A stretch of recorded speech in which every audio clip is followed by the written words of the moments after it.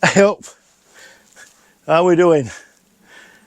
Welcome to my relaxation room. I think I mentioned in my last video that I intended carrying on because of the positive feedback I had on the video I did that linked riding a motorcycle with the positive effects it can have on mental health, and I said I'd probably do another one related to spending time in a workshop and spannering on bikes, if you like. So yeah, that's what I want to do today. So yeah, welcome to my little workshop. Today I've called the video Zen and the Art of Motorcycle Maintenance. I just want to talk about how it helps me and maybe other people to spend time in a quiet place, tinkering, cleaning or building motorcycles. I'm just about to make a start on my next winter rebuild, if you like. You could say it's only just August. It's a bit early to be starting a winter rebuild. My SR500, it's had approximately 1,000 miles shakedown, and we've come across a couple of issues. It's a high mileage motor. There's a few service requirements, but there's also a couple of things that need a little bit further investigation. So rather than wait until it's December and then be panicking that I've not got it ready for various events next year, I've got plenty of other bikes to ride. I'm going to give you a tour of the workshop in a minute, but I'm going to start taking that apart so that we can take our time rebuilding the motor. I want to do a slight modification to the rear of the frame to make a better hoop to support the rear mudguard. I've visiting various shows this year. I've seen a couple of ideas basically on some 1950s bikes, which is what it's based on, that will work on this bike. So I'm hoping to be able to try and do that. So no, let me take you for a tour of the workshop, and then let's have a chat about Zen and the art of motorcycle maintenance. Okay, first just give you a very quick look round my humble little workshop. It's a standard size, modern, English domestic garage really. I don't know what the dimensions are, but they're designed to just be able to squeeze in a family size car. So there's not a lot of space. Obviously I use it for my workshop, and if you have seen any of my previous videos, or if you want to scroll back and look at some of my workshop videos, you'll see some of the bikes that I've settled in here, some of the bikes I've built in here. Yeah, you've got to be a little bit organised, and you've got to make the best use of space, and you've got to be willing to crawl around a little bit. But anyway, yeah, just a quick scan round, and then we'll have a talk about the therapeutic effects that I get from working on motorcycles. Okay, yeah, the bikes that I tend to be riding, I try and keep so that I can get to them at the front of the workshop, front of the garage. So yeah, we've got my new Triumph here. I keep them under covers to keep the dust off, and just in case anything actually gets dropped, it gives a little bit of protection on the tank. But my Ducati, and then my Triumph Bonneville, and then swinging around, yeah, we've got push bikes, we've got all sorts in here.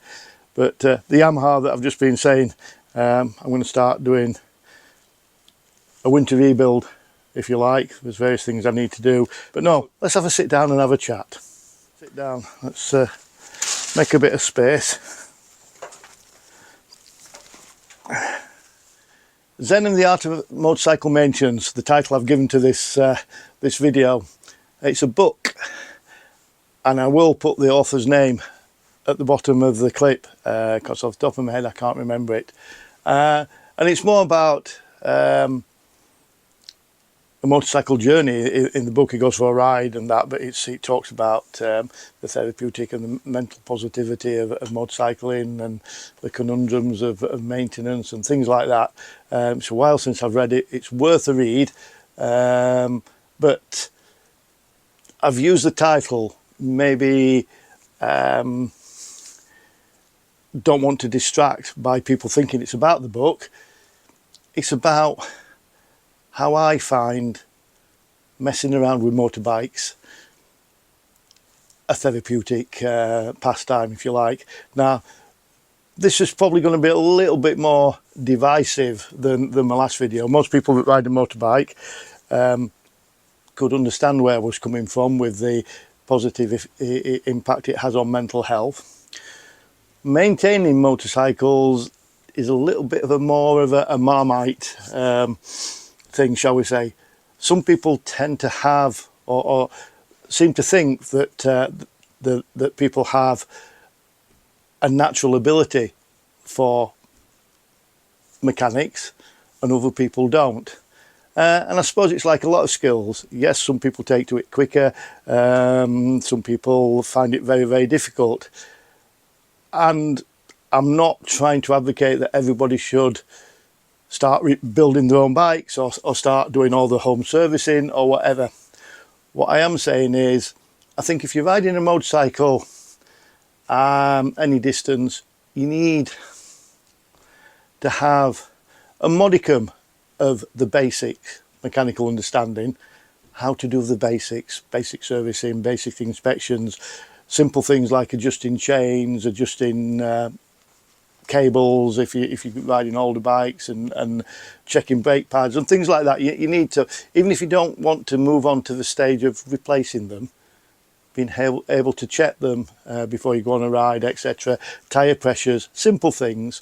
I think everybody should have that modicum, and I would advocate it, whether you're technically minded or not, that you talk to people that know what they're doing and get the basics, because some of those basics are important. But I'm more into, I can come into this workshop and I can spend hours doing very little, making a bit, polishing a bit.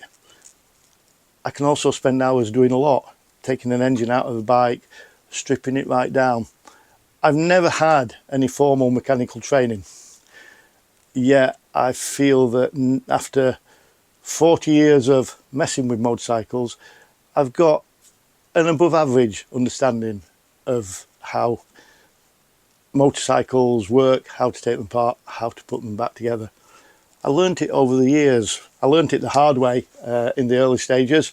I couldn't afford to pay for people to maintain my bikes, and like a lot of us, started out on a second-hand bike, which I then managed to destroy through ignorance, and then managed to rebuild the engine and learnt a lot of lessons the hard way.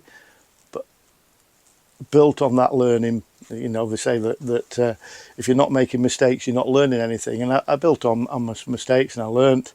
Having spent several years in the motorcycle trade, in fact more years than I care to remember these days, some of the best years of my life, I'll be honest, but I spent a lot of time, I was on the sales side of the business, but I spent a lot of time in workshops, in very busy workshops, watching mechanics take engines to bits, watching mechanics put engines back together, talking to them.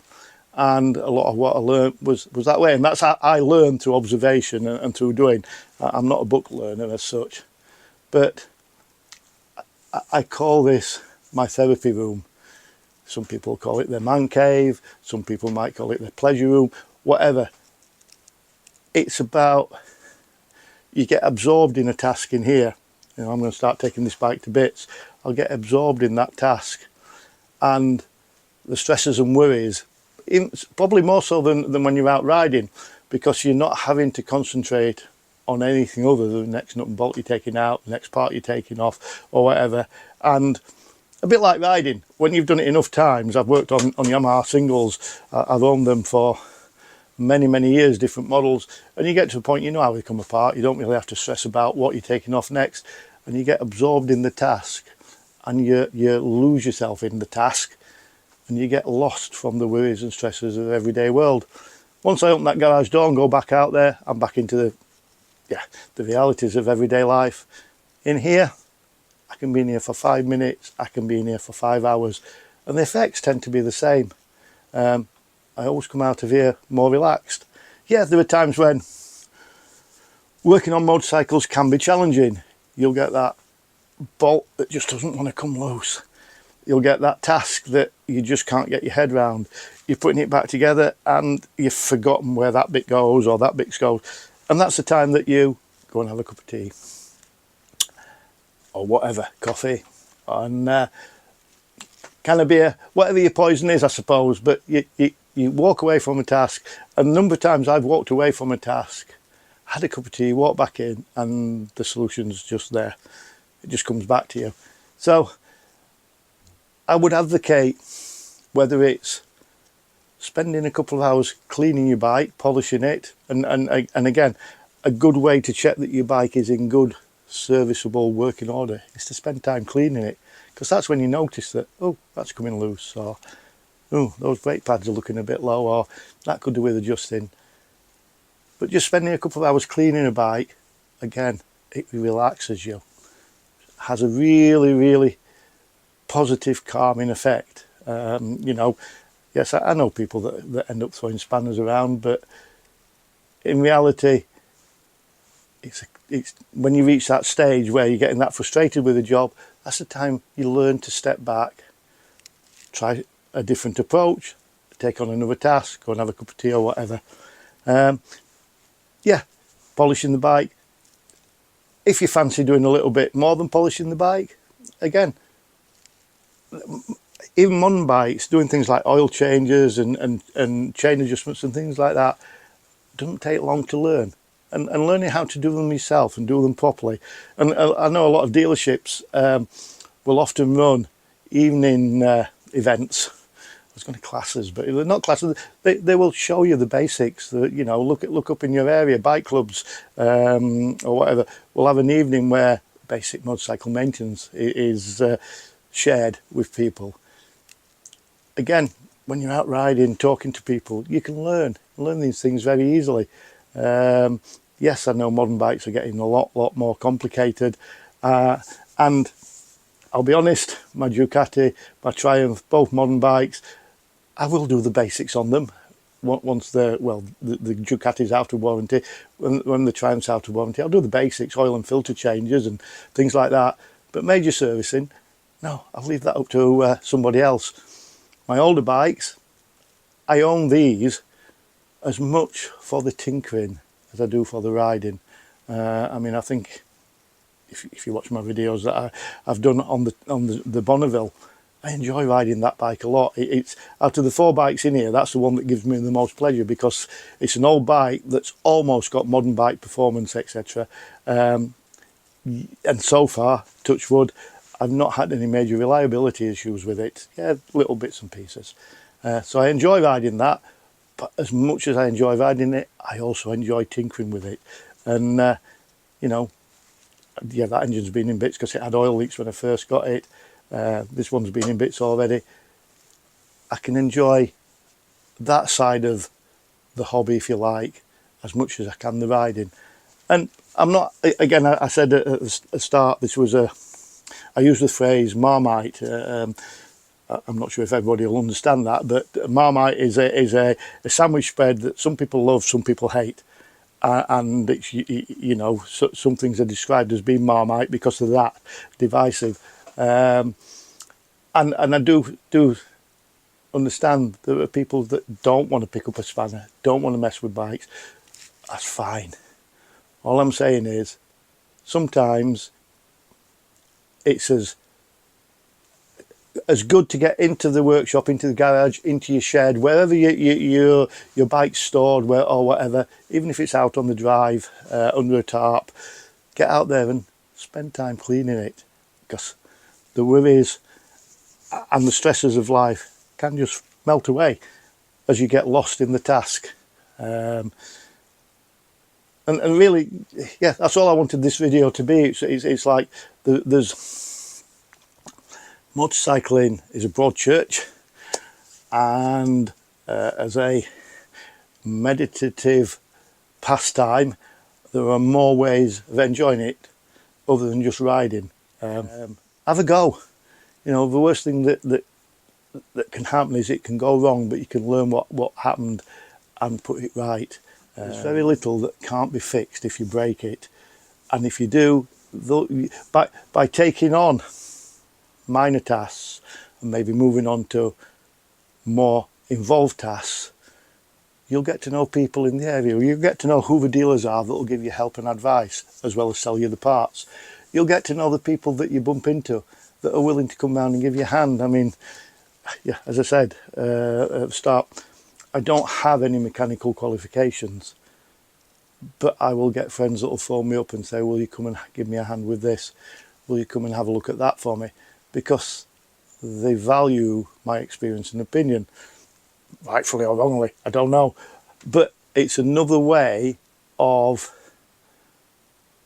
we were talking about in my last video on this subject about the motorcycle emptiness being a solitary meditative state while you're riding the bike, but that also can lead to the social side of riding a motorcycle, where you turn up at places and meet fellow motorcyclists who want to chat and share the experience.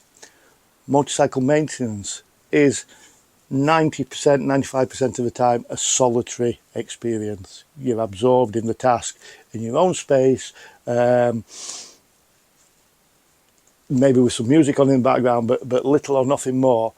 But sometimes you need help, advice, or to buy parts, and that leads you on to another aspect of the social side of motorcycling, learning who can do what, where you can get jobs done, where you can buy parts, all part of the whole motorcycling community experience. This if you like, this community, this motorcycling community, we can all share our skills and experience and bring on the next generation, bring on the next lot of riders, bring on the next bike builders, the next customizers. Yeah, it's another way of sharing the experience. So again, you've got that divide between the loneliness, the meditative state of sitting there with a spanner in your hand and tinkering away, and the need to interact with other people that are into the motorcycling pastime, to share experience, to share skills and share knowledge. So yeah, that's really it. That's all I want to say. You know, I just wanted to talk about another aspect to motorcycles, motorcycling, and the positive impact that it can have on mental health. Well, thanks for watching. Hopefully people will have got something from that. I got some quite positive comments on my last video, the motorcycle emptiness one, so hope you'll appreciate this one again. I'm thinking about doing a third one in this series of motorcycling and its positive impact on mental health. The initiative that I mentioned in the first video, where the government is trying to encourage people to sit and talk to a stranger. There's also, as part of the same initiative, trying to get people to talk to each other again, I suppose, face to face. They were pushing the idea of friends and friends date nights, catching up with friends and spending time with them. It's something that I do regularly, to be fair, but again, I thought we'll have a talk about that and see what other people think. I appreciate your comments. As I say, I had quite a lot of positive ones on the last one. Let me know what you think about this one, and if you've got any ideas about the friendship, the friend date night idea, again, let me know. But for now, just remember, I am the Barnsley biker, and I'll see you.